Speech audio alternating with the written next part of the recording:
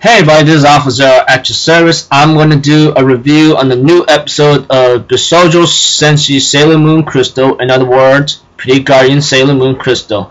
Now, again, I apologize for this late review coming up, because I really wanted to watch this episode with my sister. I hope y'all can understand that, because it's the only one thing that we can sometimes do together every 2 weeks, since we're both busy with school and college and so forth, and it'll be a cool time to relax and watch it on the computer or connecting my laptop to TV and so forth, And so far, when I looked at this episode, I thought it was pretty cool. I mean, I think I saw one animation there, but that's about it. So, at the beginning, it picked off where it left off, and then Sailor Moon realizes it's Sailor V, Sailor V, and later on, J Daito, I think that's his name. Let me take a looky. No, actually, Zozaito. Yeah, Zoizaito. Yeah, he ended up retreating after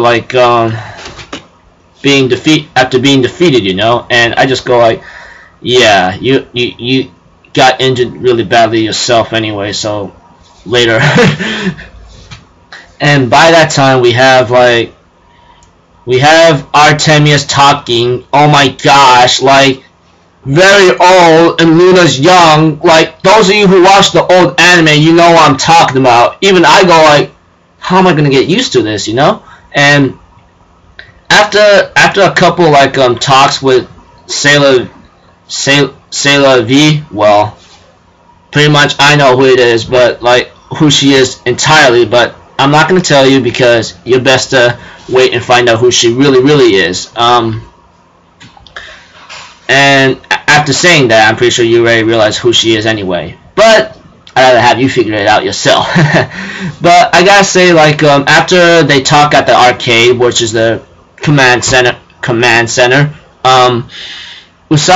Usagi somehow ends up having this strange dream and calling out to Endymion, And then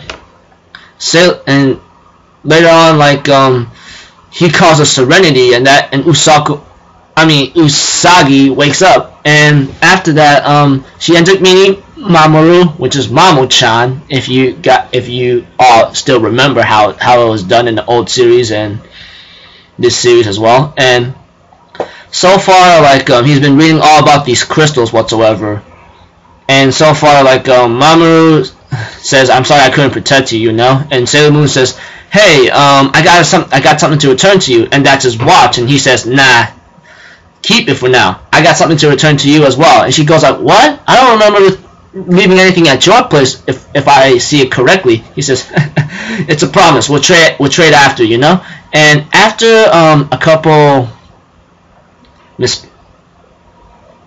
couple minutes or progression, we have Queen Burial talking to Queen Metalia or something, saying that lure this princess out, grab the silver crystal, and we shall take over this world like we used to. And as for Kunzaito, which I believe that's his name, yeah, Kunzaito, he ends up deciding to lure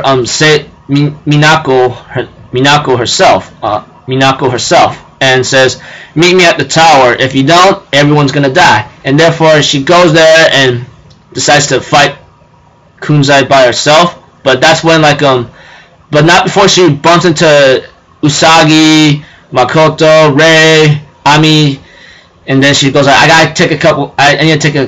need to do some errands real quick, and then she runs off, and then transforms, and then tries to fight Kunzaito, but it